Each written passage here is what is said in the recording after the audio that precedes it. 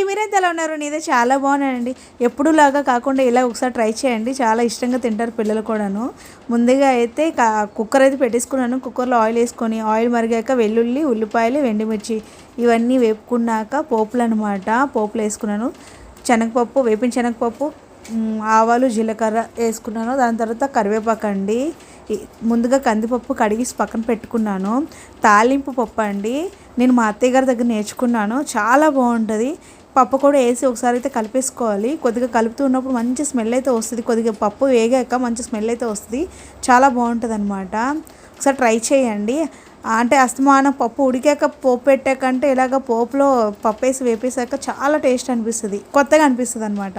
తర్వాత ముందుగా కట్ చేసుకున్న టమాటాలు, పచ్చిమిర్చి కూడా వేసుకున్నాను. దాని తర్వాత కారం, పసుపు, సాల్ట్ అనమాట, ఈ మూడు కూడా వేసి ఒకసారి అయితే కలిపేసుకున్నాను. పులుపు తినాలి అనుకున్న వాళ్ళు కొద్దిగా చింతపండు కూడా వేసేసుకోవచ్చు అండి. పులుపు వద్దు అనుకున్న వాళ్ళు ఇలాగే చేసుకోవచ్చు అనమాట. ఇవన్నీ ఒకసారి మిక్స్ చేసుకుని మంచి స్మెల్ అయితే వస్తుంది పప్పు వేగాక. దానికి తగ్గట్టుగా వాటర్ అయితే వేసేసుకోవాలండి. వాటర్ వేసేసుకొని ఒక 3 విజిల్స్ వస్తే సరిపోతుంది అనమాట, ఎక్కువ కాకుండాను. ఎక్కువ మెత్తగా ఉడికినా బాగోదు. ఒక 3 విజిల్స్ వచ్చాక చూడండి ఎంత బాగుంటుంది. ఇంకా మళ్ళీ పోపు పెట్టే పని కూడా ఉండదు, ఈజీగా అయిపోతుంది అన్నమాట.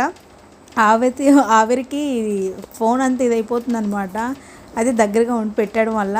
లాస్ట్లో ఏమో సాల్ట్ అవి చూసుకొని ఈ వేడి మీదే తక్కువ ఉంటే అప్పుడు వేసేసుకుంటే సరిపోతుంది. ఉప్పు తక్కువ ఉంటాను, కొత్తిమీర వేసుకుంటే సూపర్ ఉంటుంది. ఒకసారి ట్రై చేయండి. థ్యాంక్ యూ ఫర్ వాచింగ్ అండి. వీడియో నచ్చితే లైక్ చేయండి, షేర్ చేయండి.